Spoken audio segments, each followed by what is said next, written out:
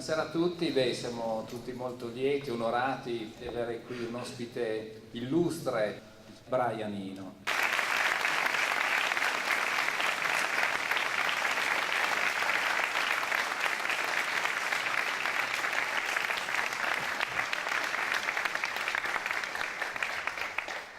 Now, if I could, I would like to stand up. Can you hear me if I'm standing up?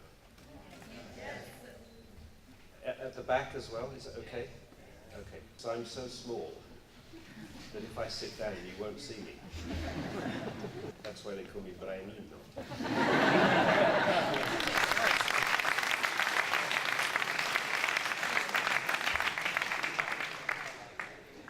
So I'm going to talk for an unspecified amount of time, not too long, and then I will take questions. But so maybe the whole thing will be 1.5 hours or something like that. Now I realize it's a beautiful evening, and if you get bored, I won't be at all upset if you leave to enjoy the beautiful evening. However, you will be photographed on the way out. So I'm going to start this talk. Really, I'm talking about the piece of music that is in Venaria, but I want to talk about the history of that piece. And to do that, I have to start about 40 years ago. So about 40 years ago, actually a little bit more than that, I was an art student, and like all art students, I was very interested in music. So I was starting to be aware that there were some new forms of music emerging, and that the nature of the way these musics were organized was different from anything that I had seen before. And probably the first piece that really made me aware of this was a piece by Terry Riley, which some of you may know. It's called In C. So In C is a very simple piece of music. It has just 52 bars in it. They're all in the key of C. And the instruction to the musicians is very, very simple. You start on bar 1, you play bar 1 as many times as you like, then you move to bar 2, you play that as many times as you like, and you work your way through the 52 bars of the piece. But the important thing is there's no coordination between the musicians about when each one of them moves on to their next bar. So people move when they feel like moving onto the next bar. So I've made one of my typically very confusing diagrams of this process. So let's say this is the first few bars of the score of In C. Since I can't write music, and probably most of you can't read it, I've done it as a graphic score. So bar 1, bar 2, bar 3, 4, 5, so on and so on. Now, let's look at, here's the first musician. Let's say he decides to play bar 1 4 times.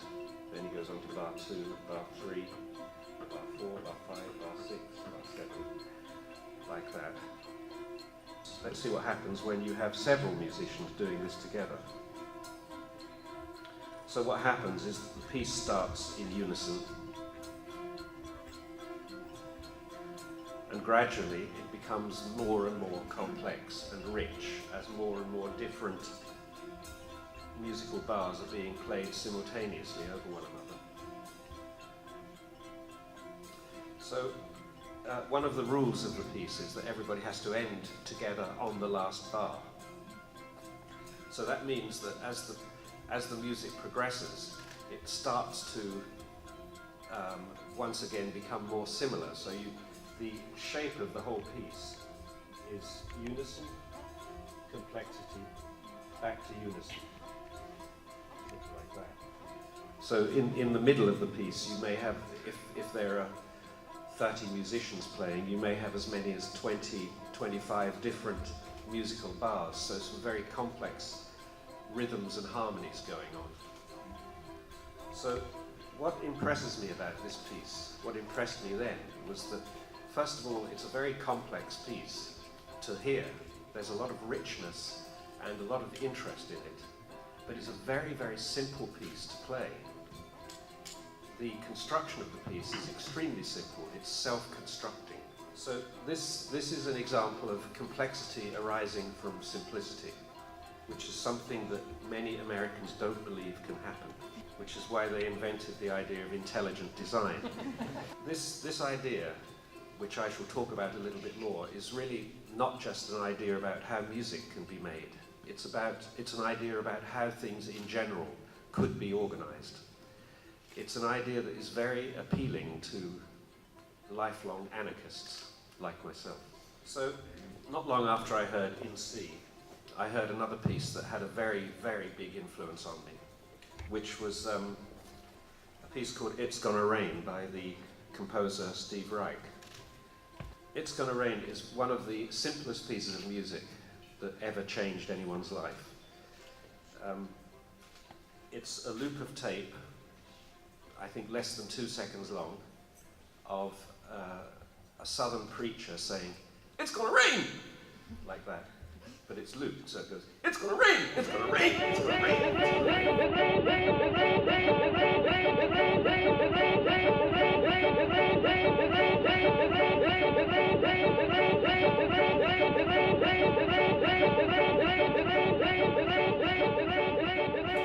The loop keeps going. It's a very intense sound. But the trick in the piece is that he put exactly the same loop on 2 tape recorders.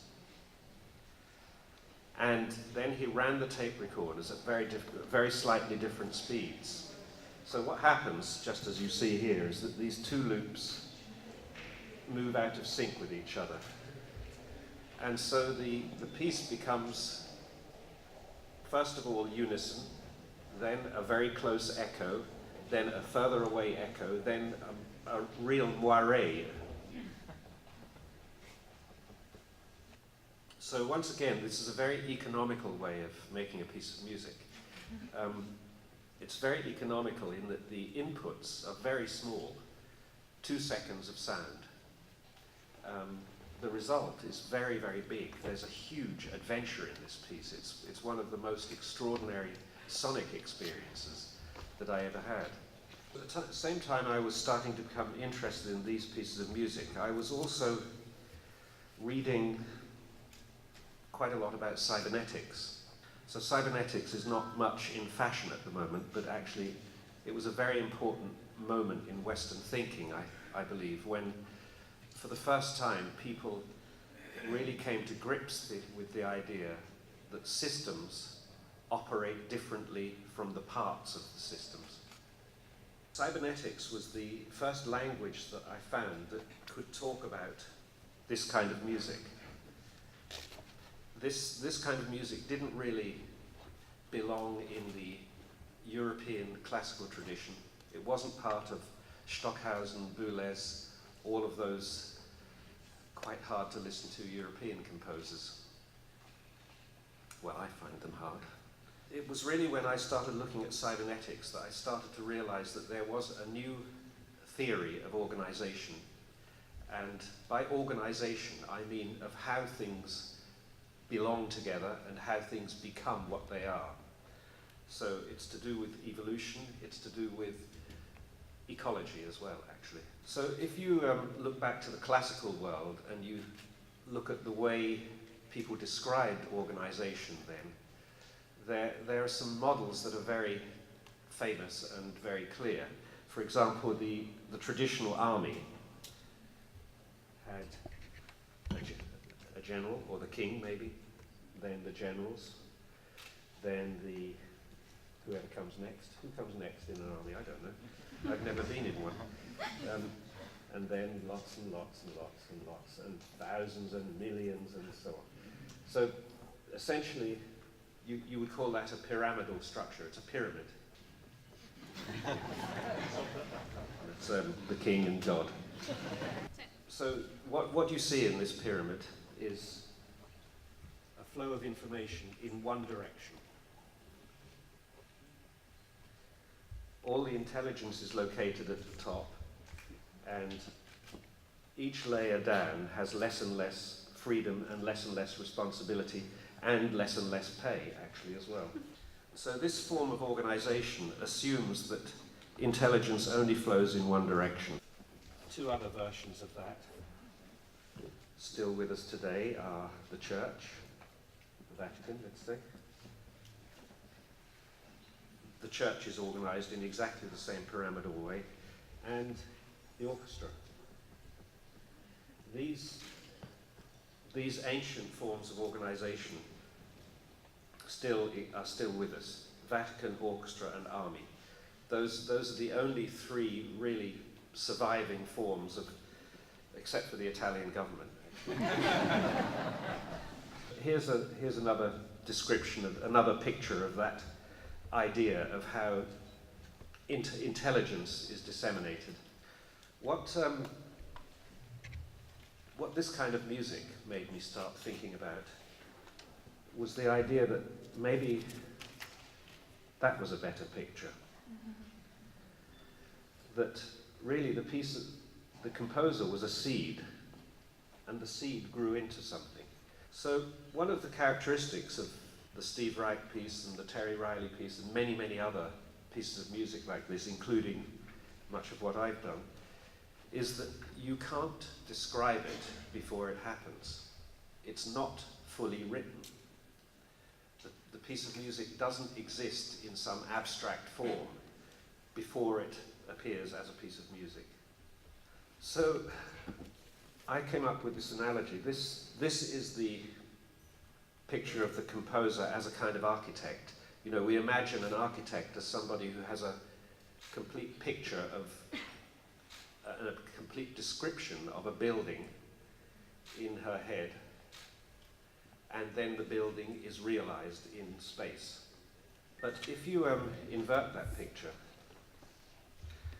and you start to see the artist as somebody, or the composer as somebody who plants a seed, then you move away from the idea of music as architecture towards the idea of music as gardening.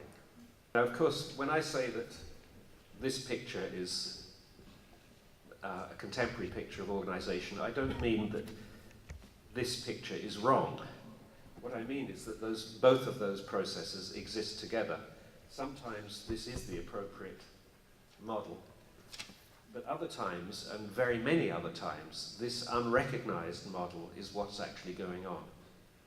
Okay, so now I'm going to tell you how to make a piece of bottom-up music. So a lot of my music is made by exactly the process I'm now going to describe. And I shall make it sound so simple that you'll all run home and think you can make one yourself.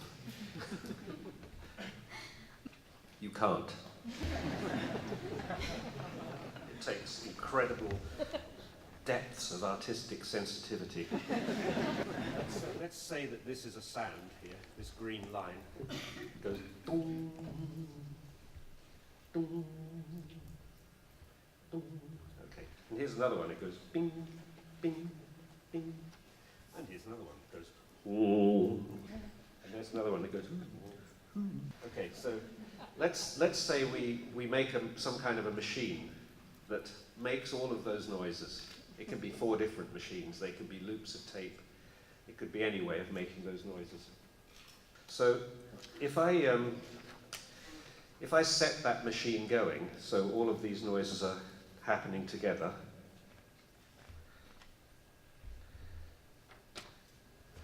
you get a result, something like that.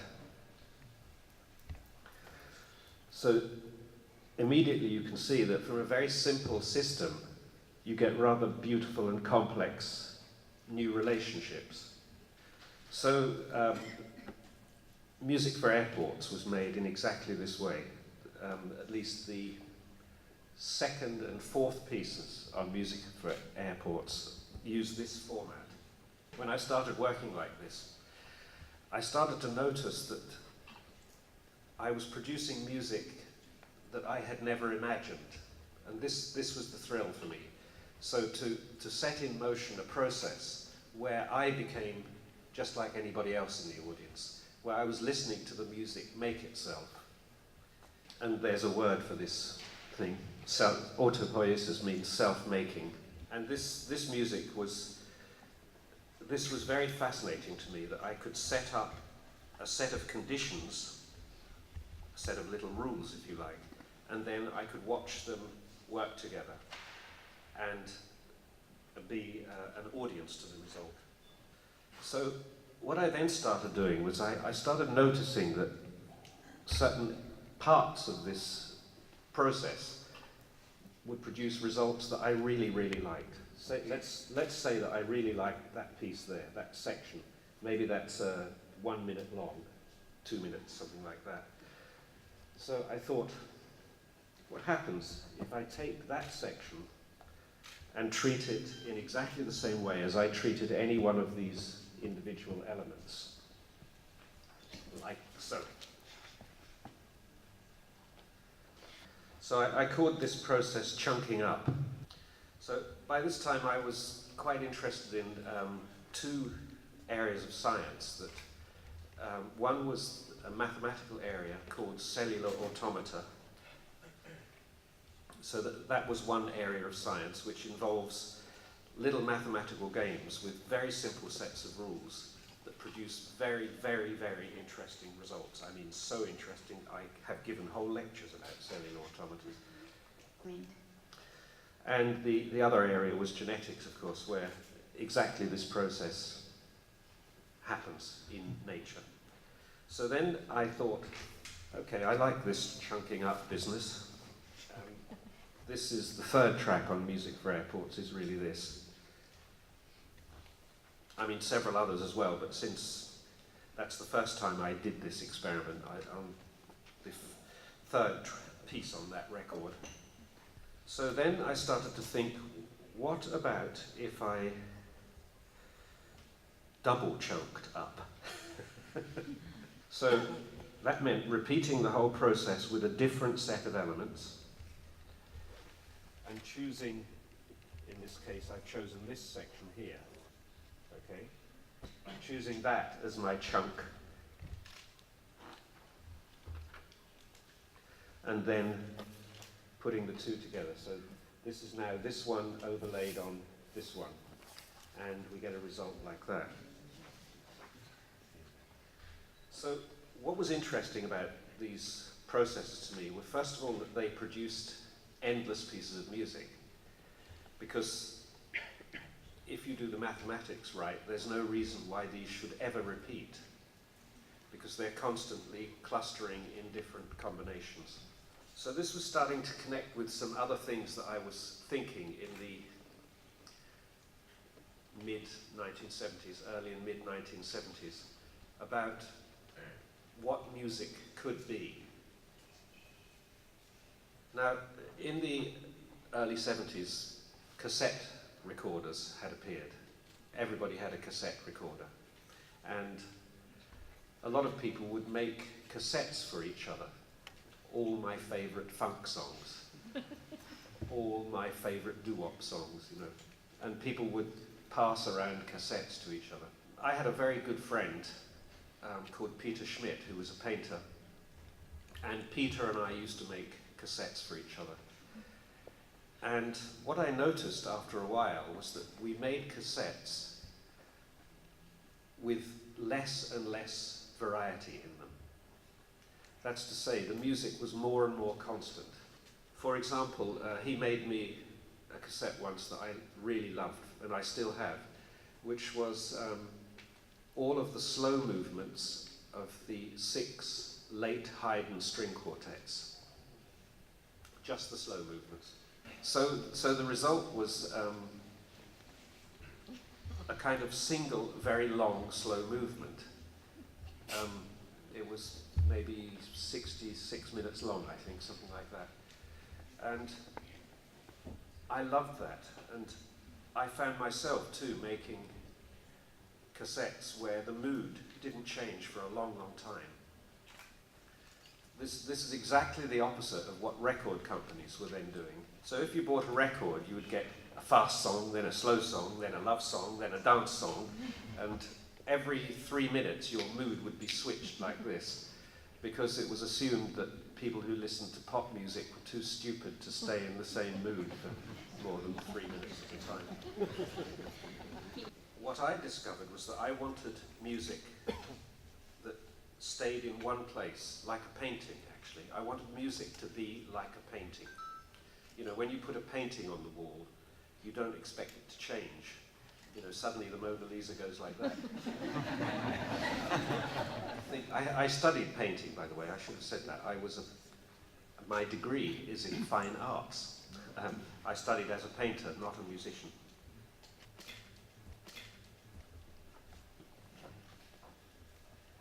Now, I became a musician because a new technology existed that allowed somebody who couldn't play a single instrument or read music or sing very well to become an international music celebrity. And that technology was the recording studio. As soon as recording came into existence, music became materialized. So as soon as music is in a physical form, which is to say it's on tape or it's in digits or bits or bytes or atoms, as soon as it's in a form that you can actually touch and handle and put away for another day, it becomes much more like paint than like traditional music. In the early 20th century, there was a similar revolution in the world of theatre, which is that someone took a camera into a theatre and started filming what people are doing. And as soon as they did that, they realized that if you were using film and camera, you could do things that you wouldn't be able to do in the theatre. You could jump to a different time. You could close up on somebody. So on and so on. All the things we now call cinema. So very quickly, this new form developed, which was called cinema, and we still call it cinema. It had its own name. You don't ever think that it's theatre. You know it's cinema. It's got different rules, different possibilities. And in the last 60 or 70 years, a very new form has developed out of that, which is animation.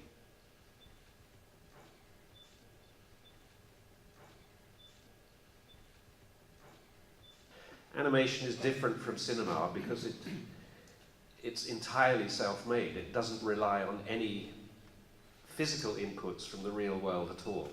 You can make an animated film sitting in that chair without ever having to look at another human being. Now, exactly the same sequence has happened with music. And do you know what they're called? Those three stages?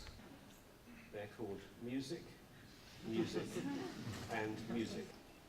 This is the source of huge confusion, because these are really three different art forms. It so happened that I liked that particular part of the new world of non-music. And that was where I chose to put up my tent. What I do doesn't have much to do with performance. These areas have a lot to do with actual physical performance.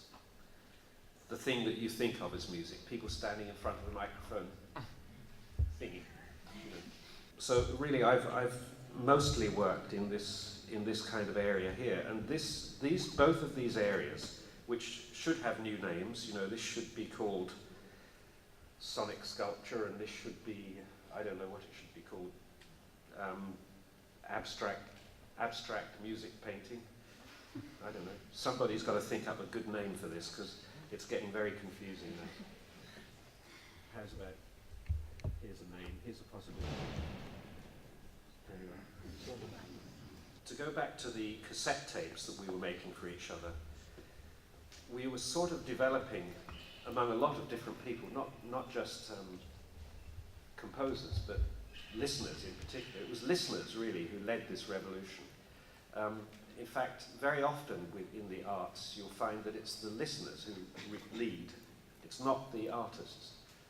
So people were discovering in the mid-70s onwards that they wanted to listen to music in a different way. They wanted to have a different relationship with music. The classic relationship that you had with music is sort of typified by the hi-fi enthusiast who sits between two speakers like this and moves his chair a few millimeters to be in exactly where it's not, which not very many of us do, I think. Of course, there is a place for that. I'm not saying there's anything wrong with that. There is a place for music that requires full attention, but there's also a very big place for music that you treat in the same way that you would treat light or paintings or tapestries or curtains or gardens or anything else. So I came up with this word which you probably know called ambient music, and that has now become a form of music that I no longer recognize. But this approach to music, starting to think about music as painting, was really a liberation for me. And I think most people who work in studios a lot now really are painting with sound. They still describe what they're doing as making songs or whatever they call them, but really what they're doing is using sound to paint with. And the painting analogy is particularly true in respect to the relationship that you have with time. In these forms, these are both ephemeral forms. So these exist as performances, and when they are finished, they've disappeared. They exist only in your memory. As soon as you record, that's no longer the case. They are things that you can return to. So you can do the drums one day, you come back next day and do the bass, and on the following day you come back and throw the drums out. This is what normally happens in recording studios. So we composers, I think, are sound painters. Now, one of the interesting things about this idea of sound painting is, I mentioned earlier, that you can make pieces that are endless. So you could make a piece of music that belonged to a place. This was really where the idea of music for airports came from. Music for airports really began life one day in 1977, I think, when I was sitting in an airport in Cologne, a beautiful airport. It was designed actually by the father of one of Kraftwerk. He was an architect.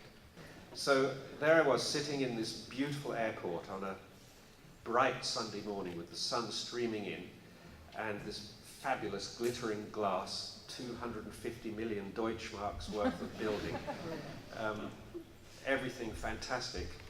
And playing through all the loudspeakers in the airport was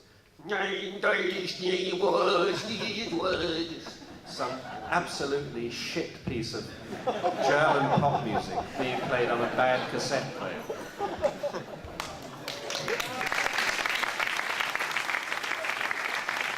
So I thought, how absolutely insane is that you would spend so much money on every aspect, and then the sound is left to the cleaner bringing in a tape of their favourite crappy pop songs. And I started thinking, what would be the right music for this place? I thought, okay, so it has to be music that you can interrupt, so that you could have all the announcements and so on without the music falling apart. It should be music that doesn't interfere with voice frequencies, because people need to talk to each other in an airport. People have to be able to communicate. So you don't want music crowding out the communication band, as it were. And most important of all, it should be music that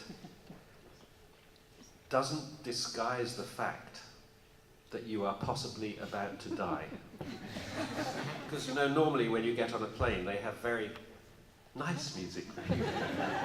But I thought it would be much better if the music said, if something does happen, it's not so bad, is it? So I wanted music really that had the effect of making you take your life a little bit less seriously. This made me start thinking about music in a new way. I started to think that what you did when you listened to a piece of music was that you allowed yourself to be taken into another way of being, another state of being.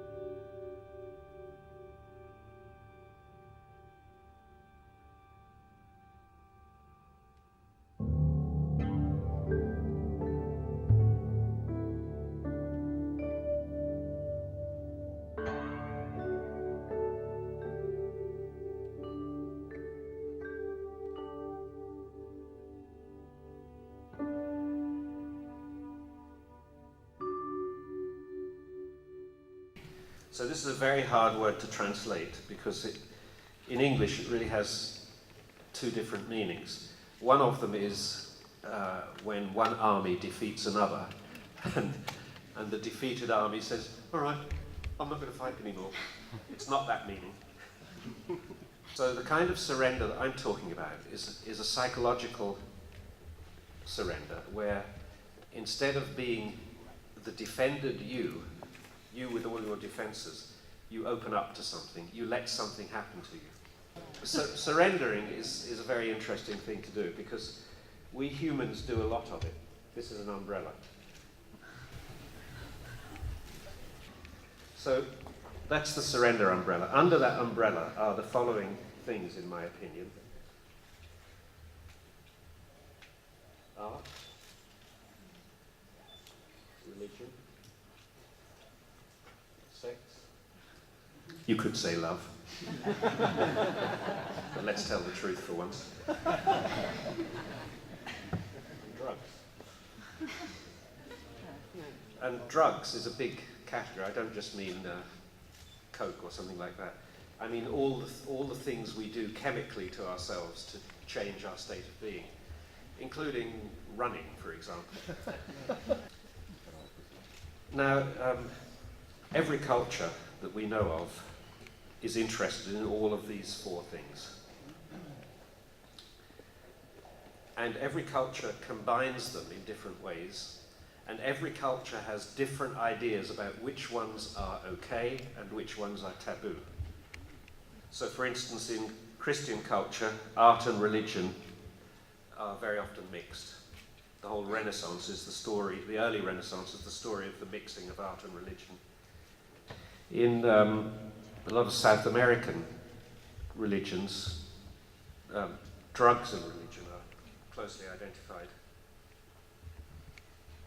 Hinduism, sex and religion belong together. What I'm interested in is the possibility of a culture that combines all of them. So if you do happen to know of one, could you please leave a little postcard at the door? But what I think is interesting about all of these is that they're all occasions where humans stop being in control. That's the important thing about them. They're places where you can stop being in control. You deliberately do the thing that must surely be very dangerous for humans in most cases, which is you leave go of control. You let yourself be taken somewhere. So in a sense, they're all dangerous areas. They're hot areas socially, because within those areas, people can become something different. They can suddenly become somebody that they've never been before. So I'm setting the scene for this experiment here in Venaria. What I think you want music to do in a situation like this is to stop time for a little bit. You want to be able to say to people, stop being exactly who you are and move at a different speed. And perhaps one of the most important things you want to do is to say to people, stop talking for a little bit. But my friend John Hassel, the trumpet player, has a lovely expression he uses, which is looking at the world with the sound turned down. So he has a television in his house in Los Angeles, but he usually doesn't turn the sound up. He has the television on, but he watches without the words.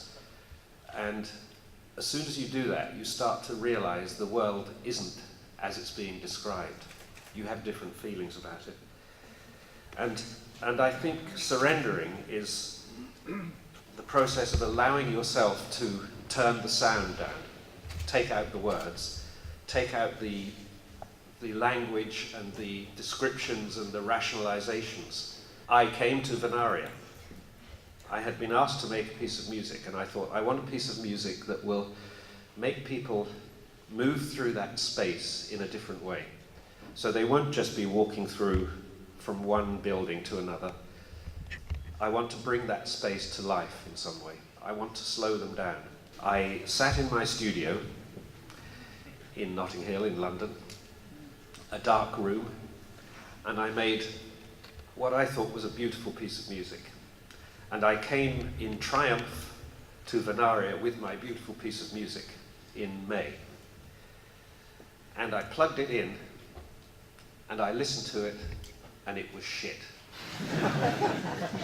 The music just didn't make any sense at all in the space, because as soon as I got to the space, I realized it's all about light. And all the pictures I had seen were down the length of the space, so I wasn't really aware of how big those windows are in there. And as soon as I got there, there's light everywhere. You're really outside, actually. You're not really inside.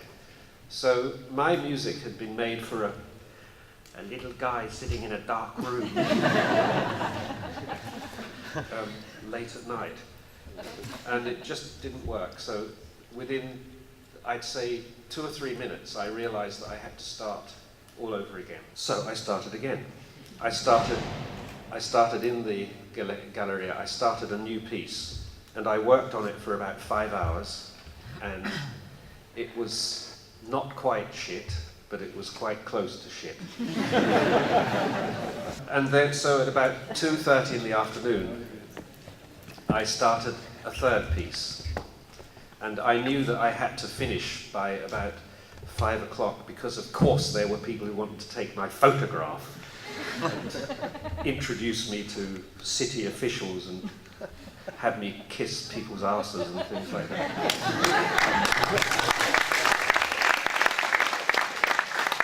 All of whom were very, very nice, I have to say. But anyway, by the time I finished, I think I knew what kind of sounds would work in that place, and what sort of spaciousness they had to have, what density they had to have, that's the word, yeah. So then I went back to London, to my dark room, and I started working again. And I had possibly the nicest 3 or 4 weeks of my life for the last 20 years working on this piece of music, because I discovered something really new, but now it's too late to tell you what it was.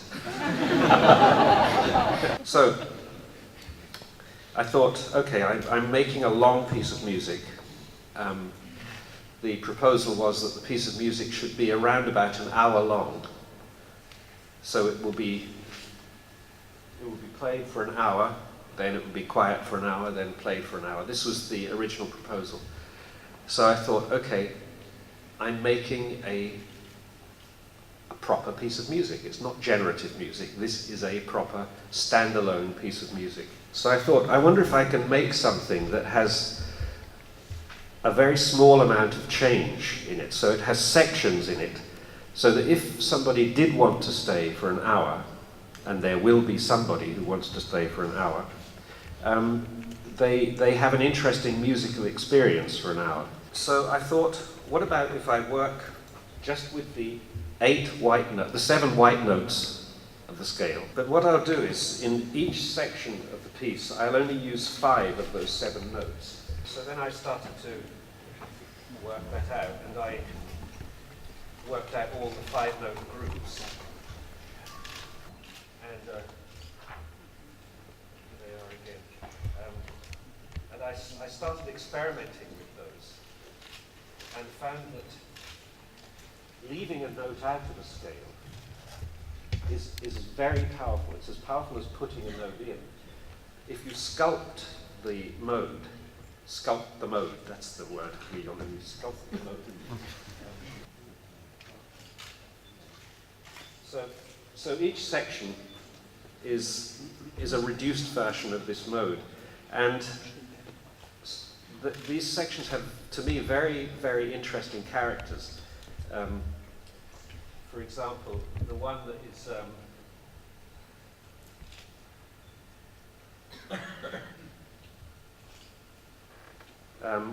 which is one of the nicest sections in there, is very interesting because it has 2 semitone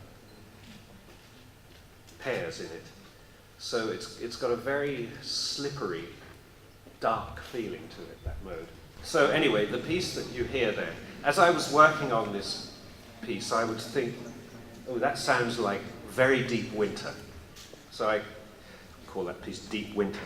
And there's another piece that sounds like the middle of summer when everything is very hot and bright and the colours are all very burning bright. And then there are other pieces that sound like early autumn. So I realised that by a very strange coincidence that I had 12 sections in the end. I started out with 21 and I ended up with 12. And 7 of them had these descriptions like deep winter, late autumn, so on. So I thought, 12 seasons. Never above stealing a good idea. And I would like you to note that Vivaldi only gave you 4 seasons. I just, actually, before I forget, I would like to say how grateful I am to all the people here who've been so helpful to me. Really, a lot of people here have helped me out on doing this. And so, thank you, Domenico, and Domenico's fabulous team of giggling mad women, of whom that is one. And there's another one. Well, he's not a woman. But also, today Lino, is Lino? Yeah, Lino there came out and helped me adjust the sound. So people have been very generous to me, and I thank you very much for that. And I adore this city, and I was even starting today to look at cheap flats. And I think I should finish there. Thank you very much indeed.